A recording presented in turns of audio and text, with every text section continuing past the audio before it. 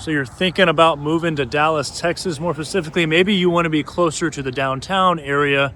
And if the design district is on your radar, then you're going to want to check out this video. Because right now we are off of Highline Drive, of which branches you to every single different pocket within the design district. So I'm going to be covering my favorite bars, coffee shops, restaurants, as well as talking about some of the construction of which has connected this neighborhood to other neighborhoods in the Dallas area. And if it's your first time swinging by the channel, welcome. My name's Lucas. I'm a realtor here in Dallas, and every single day I've got people blowing me up, like you and you and you and you and you and you and you and you and you and you, renting apartments, buying houses, buying condos, etc. So if you ever have any questions about anything that I cover, feel free to drop me a line. All of my information is below in the description, and I'd be more than happy to help answer any questions that you might have. So without any further ado, let's go check out the design district.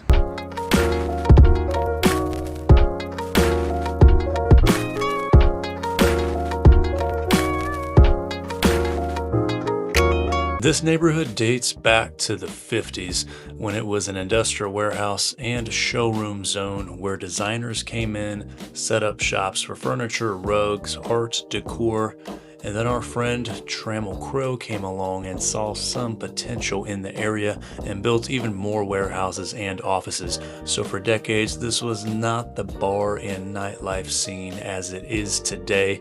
It was mainly just Dallas's backbone for design, trade, and it was until the early 2000s that developers began converting some of these warehouses into retail, restaurants, art galleries, and apartments. Speaking of which, you might recognize a couple of the buildings if you've been tuning into the channel, as I've done a deep dive on all of the apartment high-rises in this neighborhood. And the rents here aren't too scary compared to some of the other nearby Dallas neighborhoods, as it's not as heavy on high-rises. It's more of a mid-rise neighborhood, which as you can imagine are much more affordable. Another call-out worth mentioning is the H-line connector, i.e. the loop, of which recently got built, of which now you are able to walk from the design district to Victory Park and the Katy Trail, which the walkway is right here underneath the highway, which didn't used to be as easy, so they sprayed a bunch of cool artwork down here below the bridge and widened the path just to make your stroll a little more seamless, because now we are in Victory Park, which is where I live,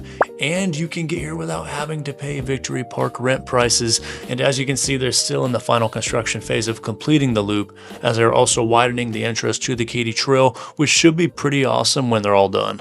And switching gears, some of the most popular restaurants in the Metroplex are here in the design district, and the most notable are Carbone and the Mexican. And there's also a couple other nightclubs that stay open after hours, but my favorite spot is Town Hearth.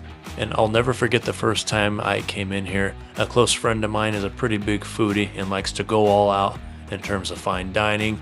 And he booked our reservation and he got us a private room, and the steak and the service was exceptional. As far as the vibe, some people might say it's a bit over the top, as they've got over 60 chandeliers, lots of cool photos on the wall, as the owner is a huge gearhead.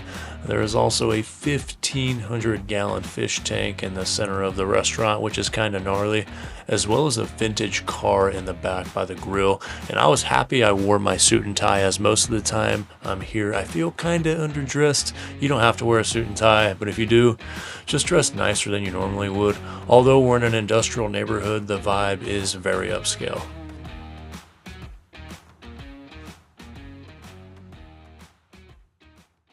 Now, the majority of time I'm over here is because I either have showings at 1400 Highline or dinner, and when I have showings, I usually swing by Ascension.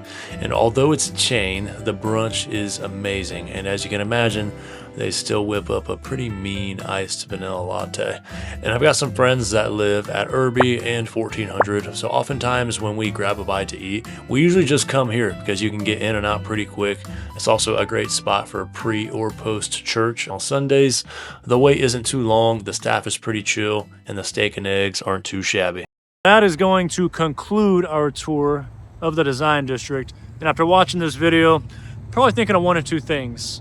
Okay, I love the restaurants. I love the nightlife. It seems like there's a lot of entertainment options.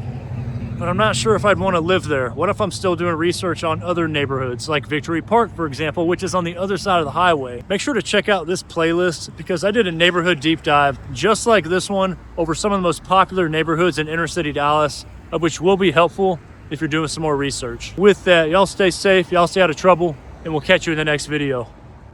Y'all be good.